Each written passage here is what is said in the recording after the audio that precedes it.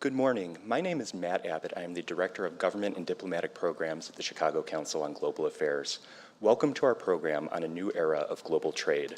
The Chicago Council on Global Affairs is an independent, nonpartisan organization. Views expressed by individuals we host are their own and do not represent institutional positions or views of the Council. Please note that this event is on the record and we are live streaming. We welcome your engagement on social media, but please silence your phones. We will also be taking questions from the audience, and those of you watching the live stream can submit your questions online by visiting chi.cnf.io. Evan Feigenbaum will be introducing our speakers today. Dr. Feigenbaum is the Vice Chairman of the Paulson Institute. He previously served in the U.S. State Department as Deputy Assistant Secretary of State for South Asia, Deputy Assistant Secretary of State for Central Asia, and a member of the policy planning staff with principal responsibility for East Asia and the Pacific. He holds a PhD in Chinese politics from Stanford University. Now please join me in welcoming Dr. Feigenbaum. All right, well, thank you very much. And on behalf of the Paulson Institute, it's a pleasure to do this again with the Chicago Council. Hi, Ivo. And Wendy, we're delighted to have you in Chicago. Glad you got in last night through all the thunderstorms. This is a great time to have Wendy here. Trade has never been, I think, so topical, but also more fraught than it is now as a subject. And Wendy, who I've known for a long time, in and out of government, is really, I would say, just about America's most experienced trade negotiator, negotiator of the Korea-U.S. Free Trade Agreement, of big and important chunks of the Trans-Pacific Partnership, and also someone with decades of experience. Wendy, this is it's a finance town, Chicago, so people are interested in trade, but not just as a finance matter, it's also a business town. People in this part of the country, we make things and we sell things, so trade matters just not in terms of being a market mover, but also as something that affects people's businesses day to day. For me, I've got to say, I wake up every morning and worry a lot about the direction the country's going on trade, because some of the things that I always took for granted, I wonder whether we can continue to take for granted. One, that the U.S. was a comparatively open economy and would ever and eternally remain so, one of the world's most open. Second, that the U.S. as really a motive force behind the GATT system and then the WTO system would continue to have great faith in the multilateral trading system and in the WTO piece of it in particular. Third, that the U.S. would be a leader on bilateral, regional, and global trade liberalization.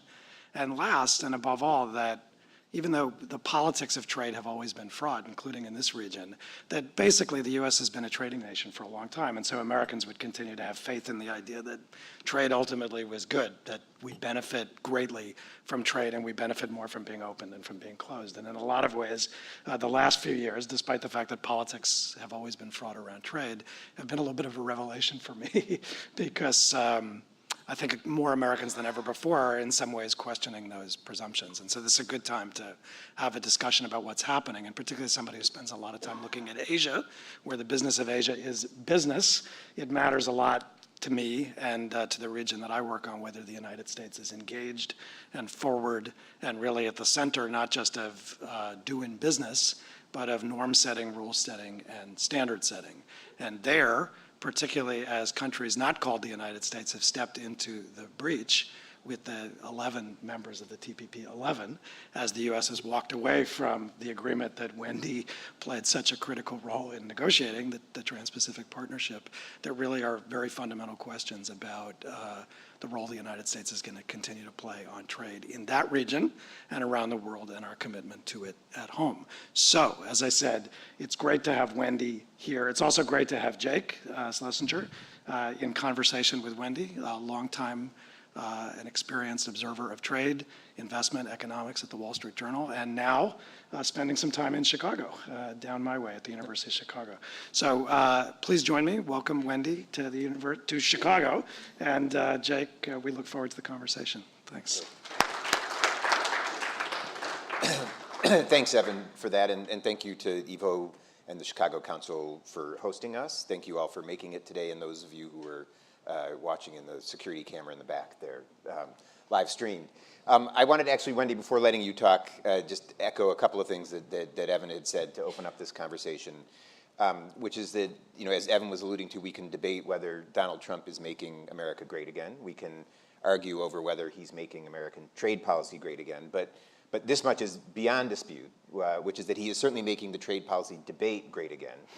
And I base that assertion on a study that I commissioned specially for today's event and actually conducted myself, which was to spend some time reviewing the Dow Jones Factiva database of English language news sources. I looked at 2 time periods. One was from November 8th, 2016, which is the day that Donald Trump was elected president, through May 11th, 2018, this past Friday, and compared that to the same dates a year earlier.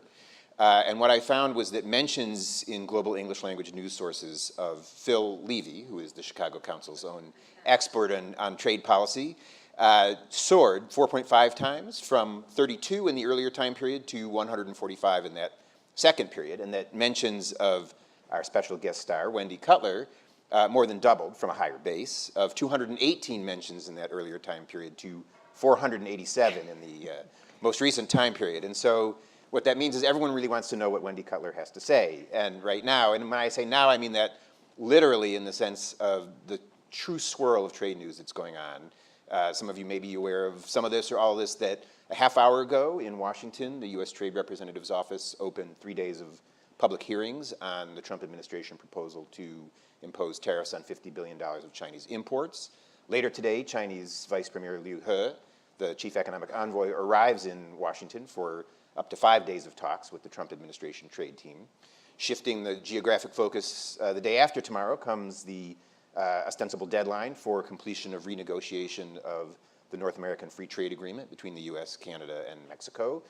Early next week comes a deadline for Treasury Secretary Mnuchin to reveal his package of proposed investment restrictions on Chinese investment, the companion piece to the import limits. And if that's not enough, the end of the following week comes the June 1st deadline on whether or not to grant permanent exemptions to Europe and other countries to global steel and aluminum tariffs. So in the next sort of action-packed, fun-filled half hour, we're going to explain all of that to you.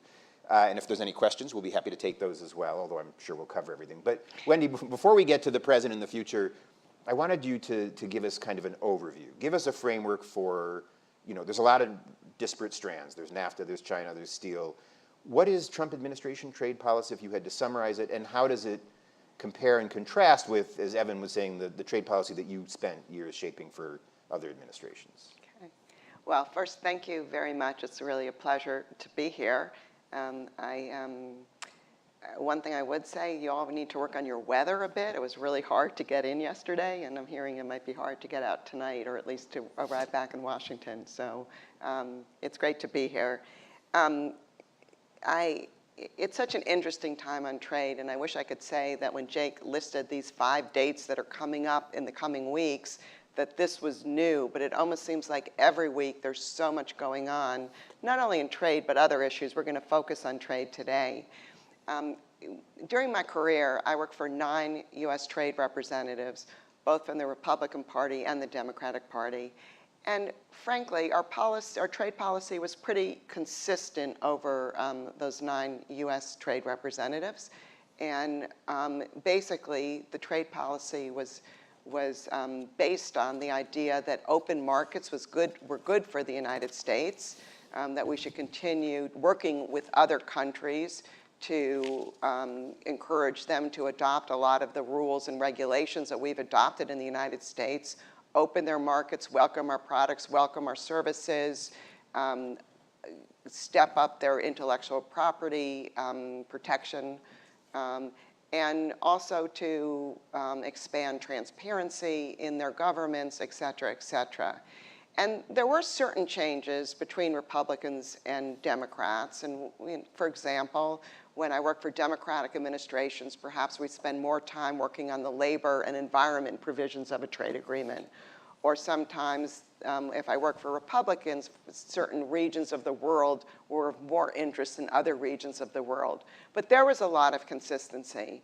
And now, with respect to our trade policy, it's pretty complicated. It's pretty different.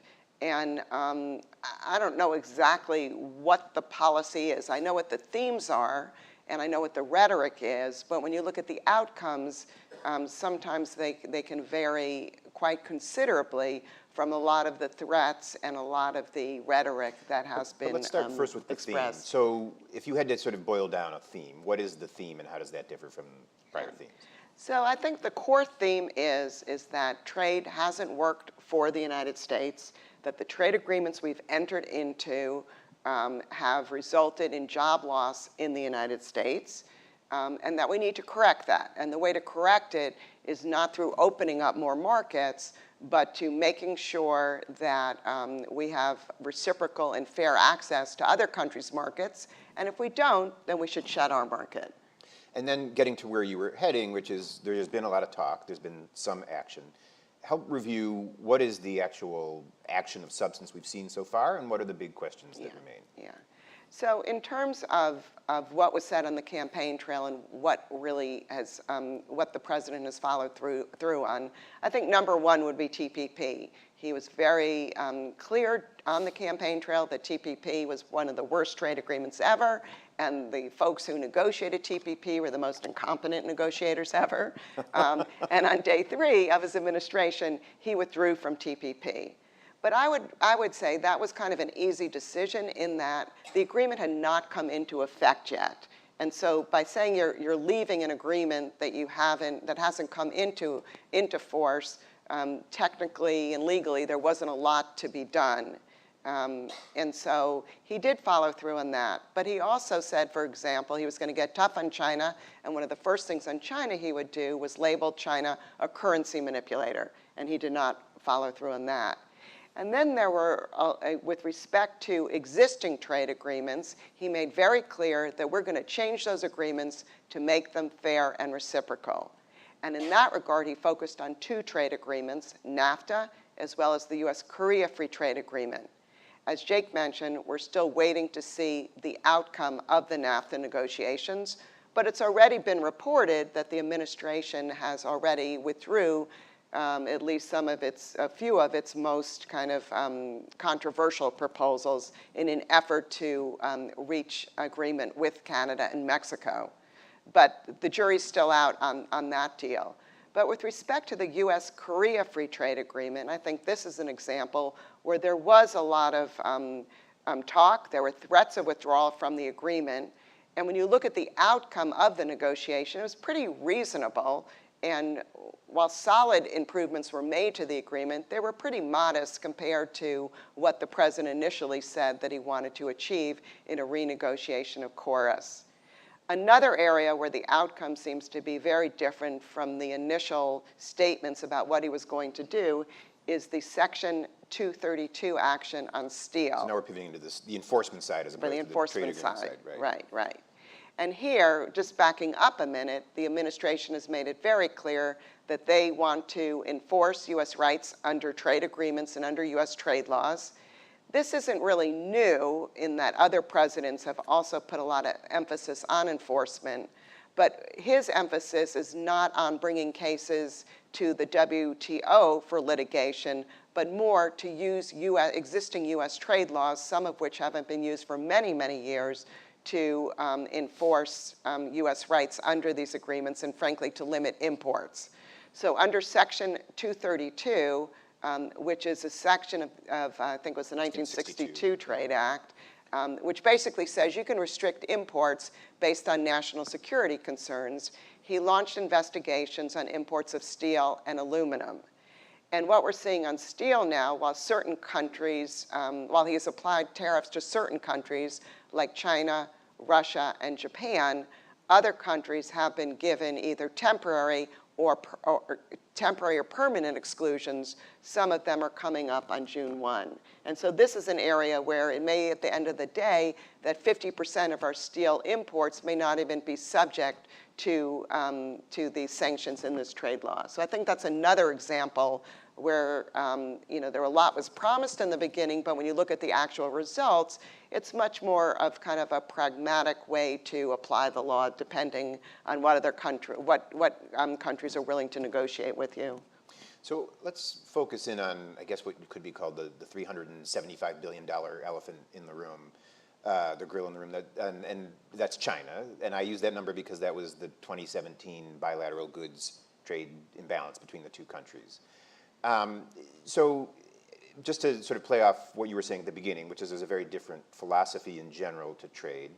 But there's also been, I think, and I'd like to hear you talk about this, some growing consensus about, if not on the approach, certainly the underlying concerns. That Donald Trump focusing on Chinese trade problems is not a new thing. So talk about where there's continuity and whether you think previous administrations should in fact have done more and where there may be a break on China policy.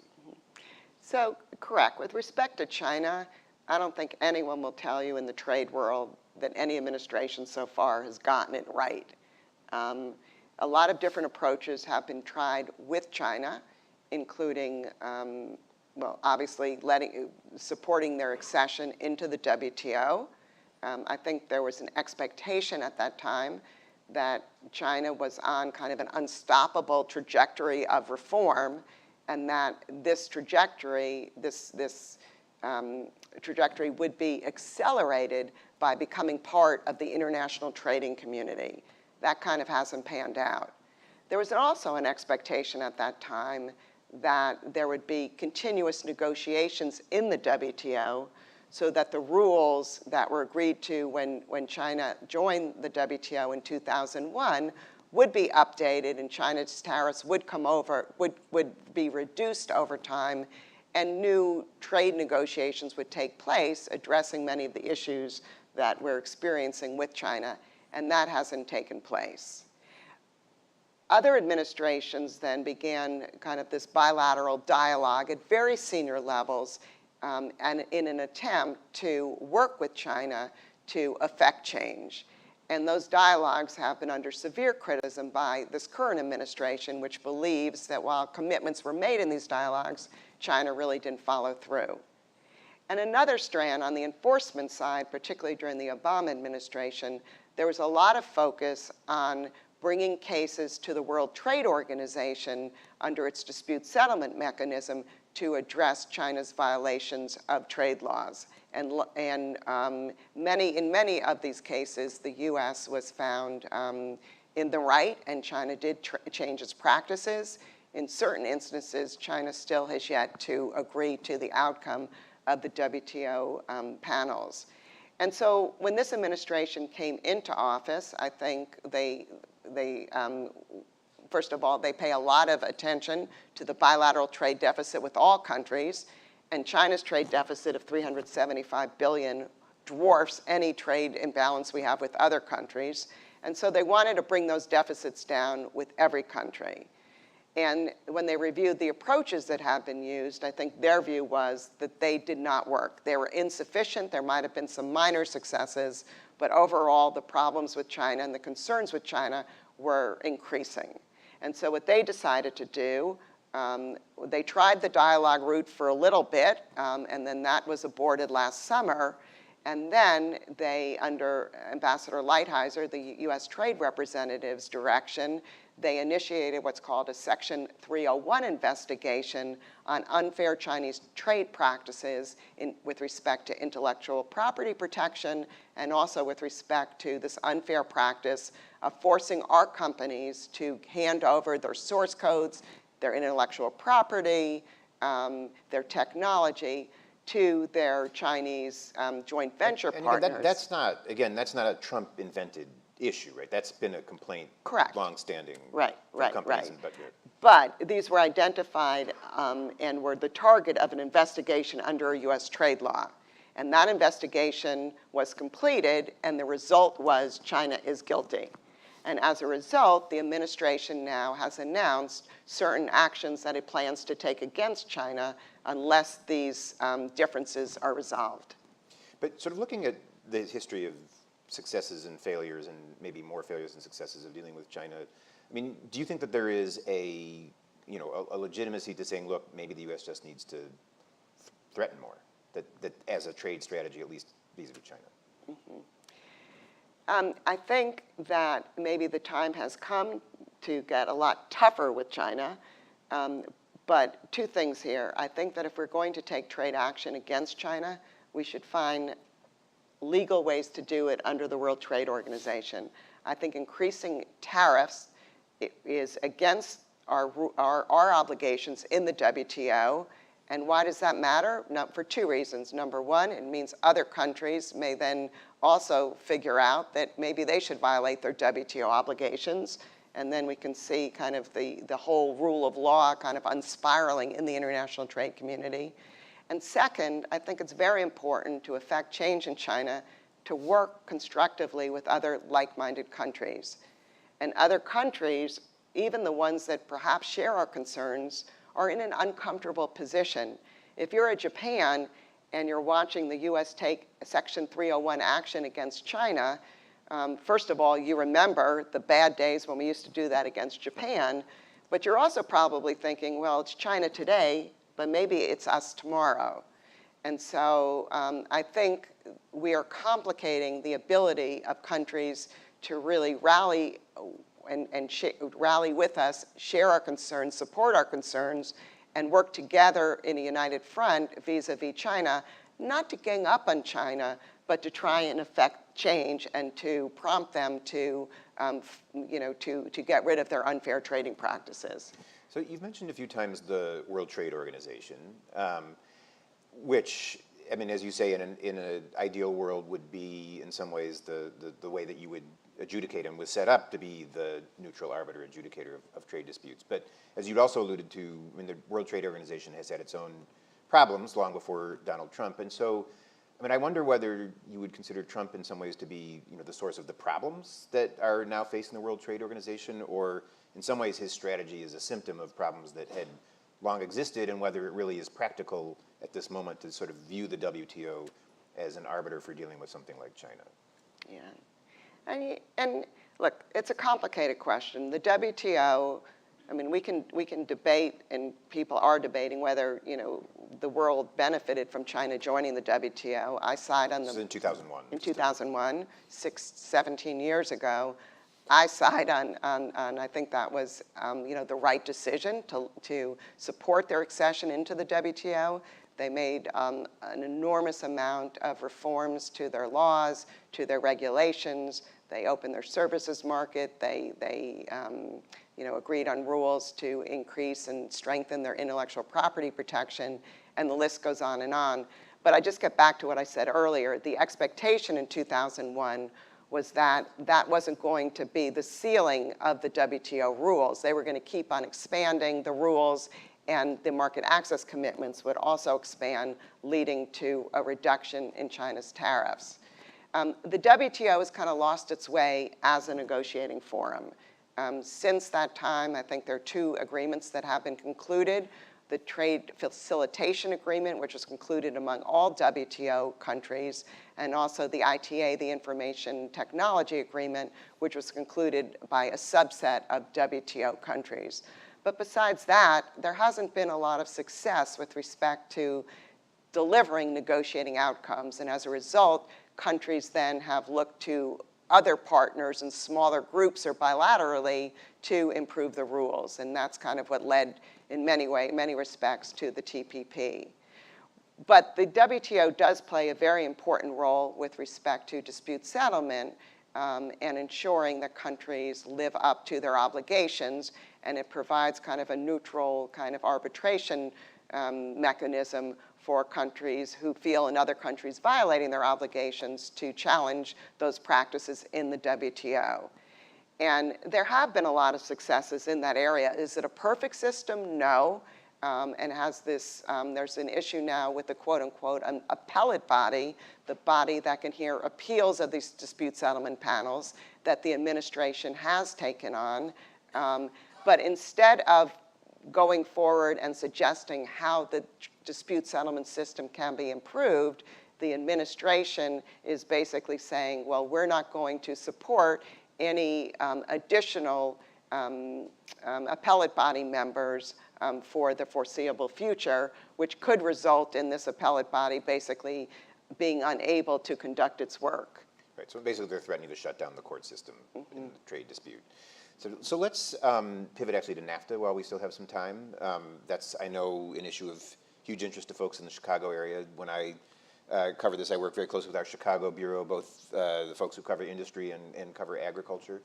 Can you explain a little bit, so what is this deadline that we're facing? Is it a real deadline? Are we going to meet it? And what happens if we don't?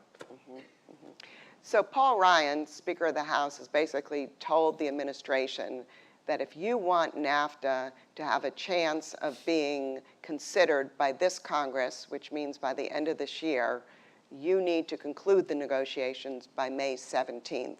I think that's Thursday. Thursday, right. And this is because this agreement would need to follow the procedures of a law passed in July 2015 called Trade Promotion Authority.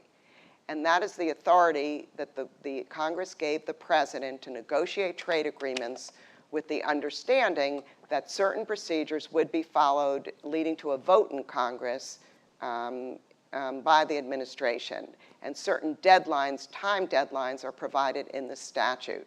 And if you add all of these time deadlines up, and you want to get this agreement approved by the end of the year, basically, according to Ryan's arithmetic, you would need to conclude the negotiation by May 17th. A couple of weeks ago, there seemed to be a lot of optimism about prospects for success. But last Friday, it was very interesting when the two trade ministers from Canada and Mexico were in Washington. They left on Friday. And as someone who's been very involved in trade negotiations in the past, I found that very curious. And to me, it suggested one of two things. Either they were done and they were going to go home and make sure they could get the necessary domestic support and do their final consultations, or two, they've been unable to find a breakthrough in the particularly thorny issues that the administration has put on the table. The one issue that they're working on day and night leading up to last Friday was this issue on autos called auto rules of origin, basically the rules whereby a country's products, automotive products, would be eligible for a tariff preference. And my understanding is no breakthrough has been made on the auto rule of origin issue. And what's so troubling about that is, in order for the other issues to fall into place, I think the strategy was you need a breakthrough on this issue. And so without a breakthrough on this auto issue, my sense is that countries are not going to be making concessions in the other areas. So what day is today? Today is Tuesday. Tuesday. I think it's kind of, this Right. is going to be difficult to conclude by Thursday. In fact, as I was coming over here, I saw in my email some headlines that were flashed out of Mexico City. The economy minister, Guajardo, giving an interview to a TV station down there, said Thursday looks tough, I think was And the gist of his. he tends to be the most optimistic of the three. So let's say that the deadline passes. I mean, one thing that President Trump has said repeatedly through his administration, including almost exactly a year ago, is I have the right to pull out. So does he have, I mean, I know that's some debate. So does the president actually have the right to terminate a 25-year-old trade agreement on his own? And I think you can have a 2-hour panel discussion on that with four We'll keep it to different 2 people minutes. who will give you 4 different answers. Look, the president, under the agreement, it says he can send a letter to his counterparts in Canada and Mexico and notify them that the U.S. is withdrawing from the agreement, and 6 months later, he can withdraw from the agreement. But the question is, what does that mean in substance? And this is where the whole issue of Congress comes in, and what is in terms of the obligations, does this mean that the president can withdraw the tariff obligations and withdraw the rule obligations? Some people will say he has the right to withdraw and he has the right to amend tariffs and go back to higher tariffs, but he can't renegotiate, he can't unilaterally change the rules that were agreed to through legislative changes. Other people say he can't do any of it. Other people say that they have court cases ready that will be filed the next day. And so I think it's a bit unclear, but one thing that's clear to me, if you read this agreement, like other trade agreements, there is a procedure for the president at least sending the letter notifying the other countries that he wants to get out of the agreement, and Congress does not have to approve that procedure. And do you have a guess you would care to put forward if Thursday comes and goes without an agreement? Are we going to see a notification of withdrawal from this president?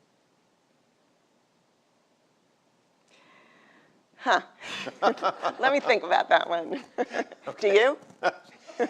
You know, one thing that I should just say, as a journalist covering the Trump administration, one thing I have found is that the last year has been terribly humbling. That all of one's ability to make predictions and assumptions are often dashed. So I could tell you what I think might happen, but I also myself wouldn't invest in. It just depends on the day and what else is in the news cycle.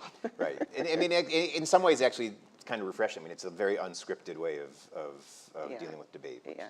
But just to be clear, it doesn't mean that the NAFTA negotiations then have to shut down on Thursday. They can continue negotiating, but the challenge will be that they may need to bring it to another Congress, and particularly if the House goes Democrat, then Democrats in the House may want, may put different emphasis, particularly on the labor provisions of NAFTA, so it may require, further negotiation and further changes to be made. Right, and I should just say, I mean, that's to me one of the intriguing wrinkles, which is that, I mean, as you know, when Trump came in, and particularly his trade representative Lighthizer, I mean, Lighthizer often uses this phrase, new trade coalition, that, and I think speaks very eloquently about how, the last few trade agreements that have passed by very narrow margins, usually largely Republicans, handful of Democrats, and that trade itself would have a more stable base if you had strong bipartisan support. But as you say, to do that, you need a very different kind of trade agreement than the kinds we've had. And I think if they try and bring it to a Democratic Congress, that will be the ultimate test of whether Lighthizer really has created a new coalition or not. Right. But it's interesting, too, because some of the proposals that he's pushing for in NAFTA, particularly withdrawing the investor state dispute settlement procedure, is something that the Republicans are up in arms on. So it's really a confusing trade world now, and it's hard to keep score. That's right. Do you want to open it up to questions, Matt? Or? Thank you very much. We have time for some questions now from the audience. If you have a question, please raise your arm, and once I've acknowledged you, a member of our staff will bring a microphone to you. Again, for our live stream audience, you can submit your questions online by typing chi.cnf.io into your browser. For our first question, we'll go to our live stream audience. Do you think there will be a trade war with China? It's another one. Depends on the Yes or hour, no? depends on the day. Clearly, we're headed towards one in that we have a tariff list out there for retaliation, $50 billion worth of trade hitting products from China. China has said that they will respond accordingly with $50 billion worth of counter-retaliation. And so those statements are out there, the lists are out there. The United States is proceeding like it plans to, in that it's holding public hearings and will be inviting further public comment. And so the question is, can a negotiated solution be reached to basically avert the imposition of these tariffs? And that's the question.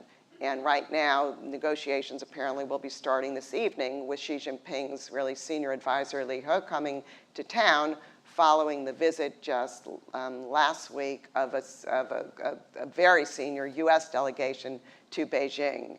We'll have to see whether they can reach a negotiated solution. I would just offer an answer to that, actually. So after weeks of market freakout on the prospect of trade war, the president himself put out 2 tweets on Sunday, one of which was regarding the company ZTE Corporation, the Chinese telecom provider, which faced penalties from the United States for allegedly evading sanctions on Iran and North Korea. China was very upset about that.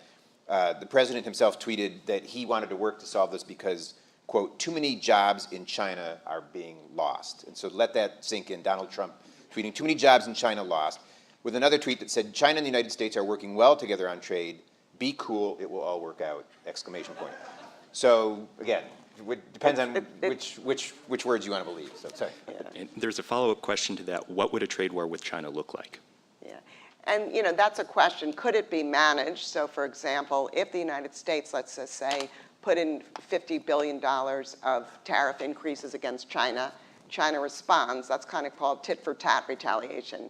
Can it stop at that level, or would it escalate? And when China announced it was going to do another 50, it would respond with 50 billion. President Trump then directed his trade negotiators to come up with another list of $100 billion. I haven't seen that list. No one seems to be talking about that now.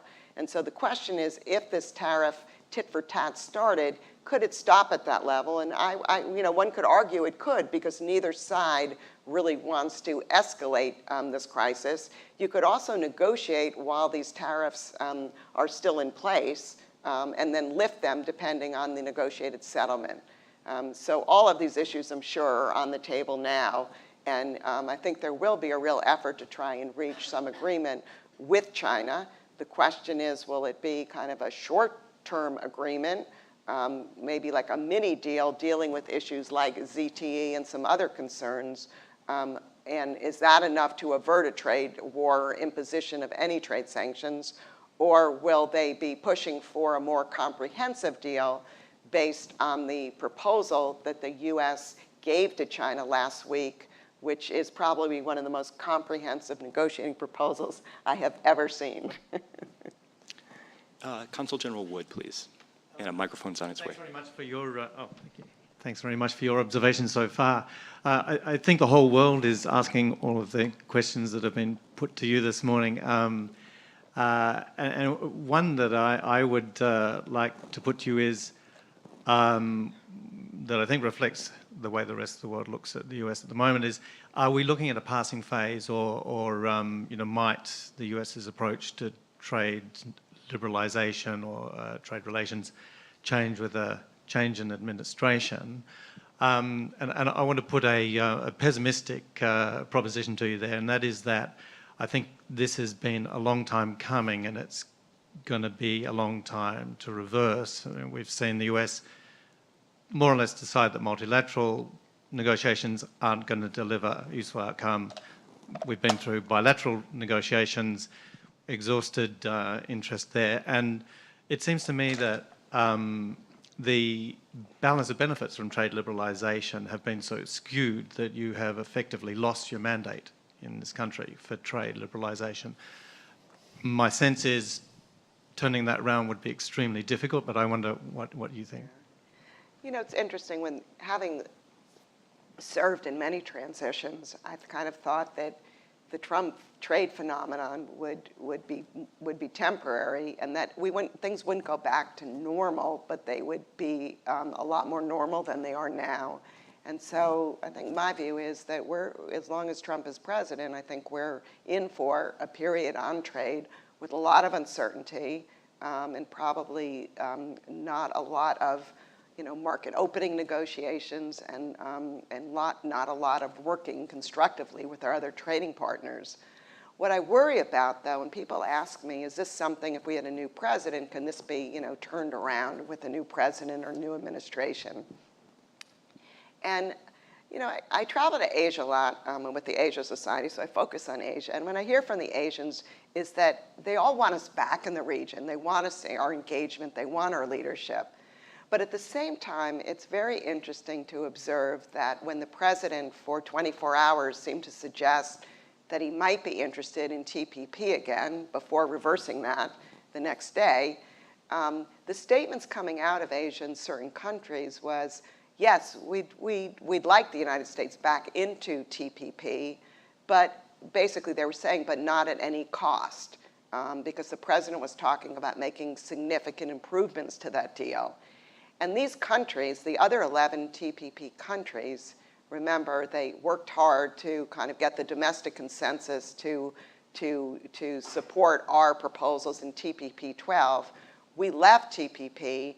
They then, on their own, came together under the leadership of Japan to come up with their own TPP agreement, which frankly largely resembles the agreement when we were in. They took out certain provisions, but nothing, in my view, for the most part, they left most provisions intact. And they learned how to work with each other, and I think they built a self-confidence working with each other, and they realized that they kind of don't need us as much. And so I think what we're going to see is other countries doing the same things. They will enter into other negotiations with other countries, and over time, just because the United States at some point may say, we want back in the game might be quite different then, and a lot of the arrangements that are in place won't include us, and we will need to find a way to, to diplomatically get back into that game. I'd like to just offer a brief observation on the first part of your question on the politics of that, which is, I mean, I think that your premise is a good one, and one that I think isn't necessarily always fully appreciated in places like the august Chicago Council on Global Affairs, which is that Trump is as much a symptom of an underlying phenomenon, not just the problem, and that I think there has been a problem with the politics of trade. The optimistic scenarios would be again, as I was alluding to earlier, that somehow, somebody who has been such a trade critic, as Wendy was saying earlier, in the end strikes deals, but because he was the guy who was the critic, I mean, Trump goes to China, I guess you could call it, maybe he can give a legitimacy to agreements that hadn't existed before. But the other phenomenon, which I found fascinating, is that I think for many years, part of the problem in the American trade debate was that the opponents were very vocal, the supporters were very quiet. I once went to a NAFTA forum where someone was saying, anyone who felt like they lost a job from NAFTA was out there protesting. Anybody who made a sale or a profit from NAFTA was saying, oh, it's my brilliant business strategy. And I think that the threat to NAFTA has created something I've never seen in American trade politics, which is, truly a vast mass mobilization effort to defend a trade agreement. That you're seeing that in TV commercials, you're seeing it in active lobbying, grassroots organization. And so, what it may have done was actually force people who care about these issues to actually, put their votes and their money where their mouth is. And some people also say that maybe we need some kind of tariff escalation exercise with the country to really understand the benefits of trade. If consumer products, if the price of consumer products go up, maybe the consumers will realize how important trade is to them, and also how important it is to businesses, including those that have supported a lot of trade protection. So, it's interesting, but I do agree with Jake. I think that this concern with trade was building in our country for many, many years. And, looking back on it now and looking back on the campaign season, maybe we were on autopilot as someone who's part of a number of administrations, just thinking everything in trade is good, and the more markets we open, this is what people want, and this will benefit from us. And, I'm not sure that, I think of one lesson that showed us that, we need to really rebuild the consensus for trade and really convince people and educate people on those benefits, and we haven't done a great job. We'll go to a question from our live stream audience. Do you think the current administration's emphasis on renegotiating trade deals is eroding trust in the U.S. as a trading partner? Is what? Is eroding trust in the U.S. as a trading Look, partner? I think renegotiating trade agreements or updating them, updating trade agreements is a valuable exercise, okay? NAFTA's 25 Is there any years. precedent for that? What? Is there any precedent for us updating an existing trade agreement? Updating. Any precedent Yeah. for doing what you're saying is a legitimate thing to do? Well, you could say that the WTO negotiating rounds are updating trade rules, or yeah. Anyway, sorry, go ahead. Yeah. So with respect to NAFTA, I would say that the deal is 24 years old, 25 years old, and it could use updating. What people don't realize is that the TPP was really updating NAFTA. It was doing other things as well, but it was also bringing the NAFTA rules up to the current realities. The other country that so just back to NAFTA, but when Mexico and Canada talk about NAFTA, they're always talking about modernizing NAFTA, updating NAFTA. But what the administration is seeking is, through some of its proposals, to kind of relitigate or rebalance the market access in NAFTA to make it, quote unquote, more fairer and reciprocal. With respect to the U.S.-Korea Free Trade Agreement, which I was the chief negotiator for and then actually renegotiated once under the Obama administration, has now been renegotiated again. This wasn't an updating of the agreement at all. This was really trying to change the balance of benefits. But once again, I think the outcome turned out to be a pretty reasonable one, and one that at least is kind of a win-win outcome. And just to reinforce the listeners' or the viewers' question, credibility? What is the credibility now of the U.S. going forward on trade talks? Well, look, the administration has said we want to do bilateral trade deals with other countries. So it's withdrawn from TPP, it's renegotiating NAFTA, it concluded its renegotiations with KORUS, and guess what? No other country so far has put its hand up and said, we're ready, we want to negotiate a bilateral deal with you. I think that's telling.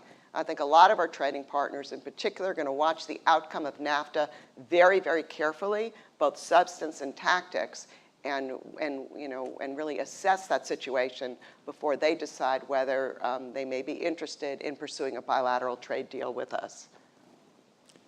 Another question from our live stream audience, specifically for Ms. Cutler. Given your extensive negotiating experience, what advice would you give to trade negotiators in the Trump administration?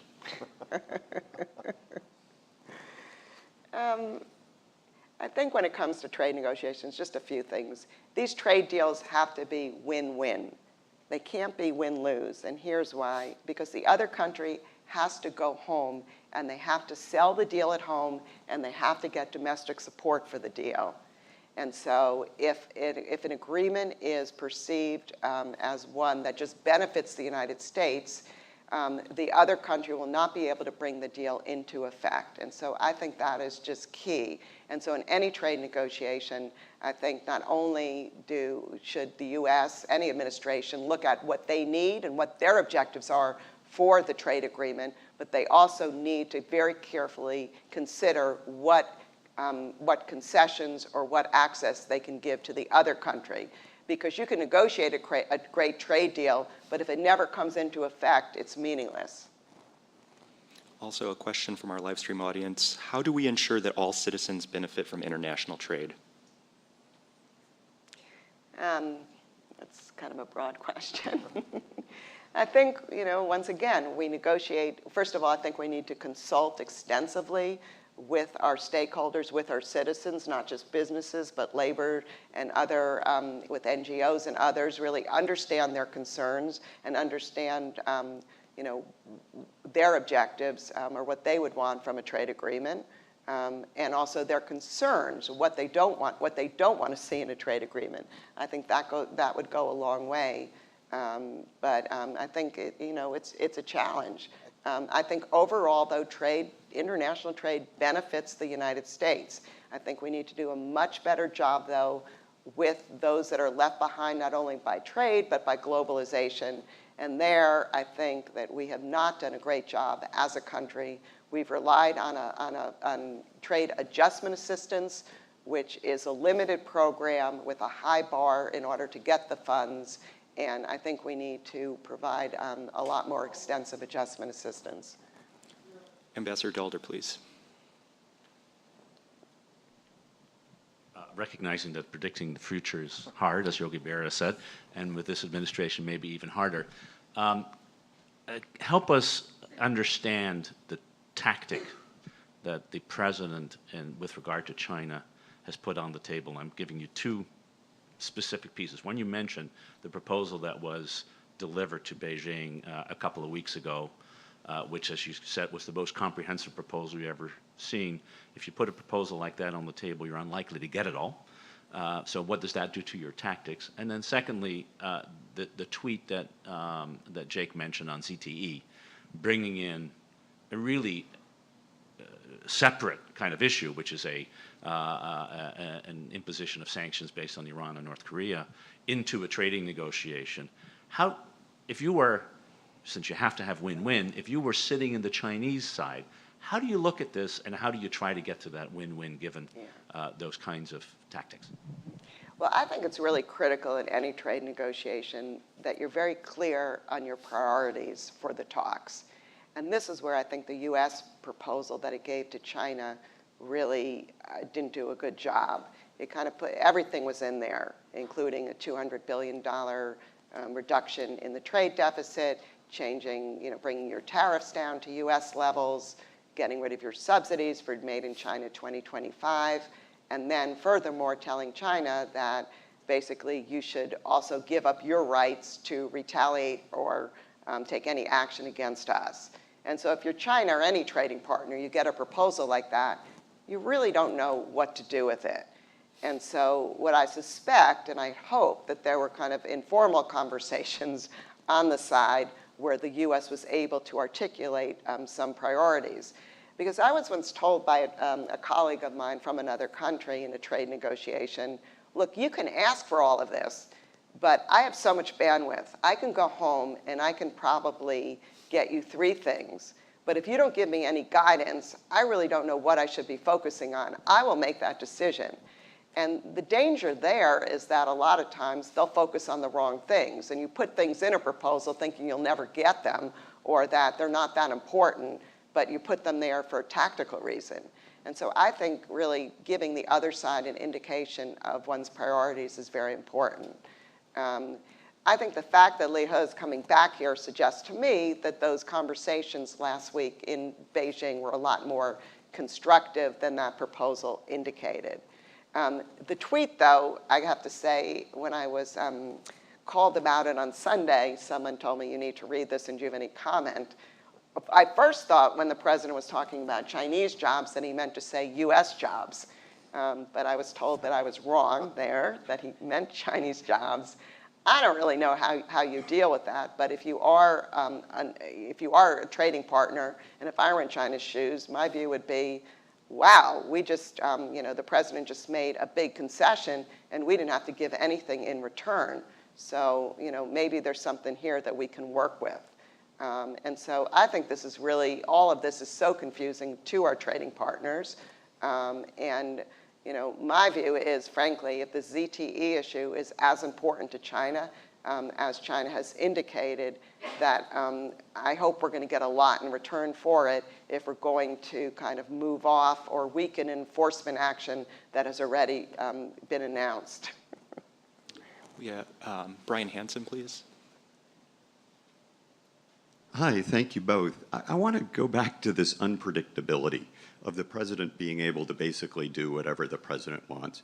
And I was wondering if you'd comment, Jake, you talked about the mobilization in favor of trade agreements. What do you see in terms of domestic political restraints on the president? The business community is frequently cited when people talk about trade debates, members of Congress who mobilize. If we were looking for that kind of pushback that could constrain the president, where would we look? No, I think that's a good question. I mean, so all those things that you mentioned, and I think, I would actually start within the administration, and that's been itself an interesting dynamic. And one thing to keep in mind is part of what fuels what we're calling the unpredictability is, there is not a consensus in this administration on the formulation of policy. And one of the things that's intriguing in particular about watching the China policy unfold is that, there was a period of time when the supposed constraints on the president internally were Gary Cohn, the head of the National Economic Council, and H.R. McMaster, the head of the National Security Council, and they even wrote together an op-ed piece in the Wall Street Journal last summer that said, America first doesn't mean America alone, and this is how we're going to make it a global alliance. And of course, they both got fired in part because they were a constraint on the president, who really wanted to act on his own. And I think around the time that they both left was when the China tensions flared up, and I think there was a real feeling that, okay, now, the guardrails are off. And yet, Larry Kudlow, who replaced Gary Cohn at the National Economic Council, has stepped in and filled that void. I mean, he has been very explicitly anti-tariff, and while a Trump supporter, strongly critical of the president's trade policies before he entered the administration. Steve Mnuchin, the Treasury Secretary, has emerged as kind of a leading force for restraint in the China trade debate, and that's an internal fight that is going to be playing out. And so that probably, as much as anything, is a restraint. And the other is the president himself. I mean, I think for all of his heartfelt views before he became president, is still, like any president, kind of learning on the job. I had a fascinating conversation recently with a Republican senator who was in a White House meeting with Trump and said that in this meeting, these were senators there to defend NAFTA. Trump sort of stated as fact, well, of course, there's nobody in Congress who supports NAFTA at all. And the senator said, Mr. President, I don't think that's right. I mean, NAFTA is important for my state. Other senators in the room spoke up, and it seemed like a revelation to the president. And so I think part of the input actually does seem to be having an impact on the internal debate, at least on some days. Mm-hmm. And I do think with time we'll probably see a more active Congress because Congress has delegated a lot of authority to the president, and you're already seeing some legislation which would kind of take away the president's authority to withdraw from trade agreements. I don't, I wonder if anything like that could be passed. But perhaps if the president goes, continues to go ahead with some of these kind of unpredictable moves, Congress will want to get more in the game in the trade area, because remember, they are the ones who have the constitutional authority to regulate trade. Unfortunately, that's all the time we have for questions. Please join me in thanking our speakers.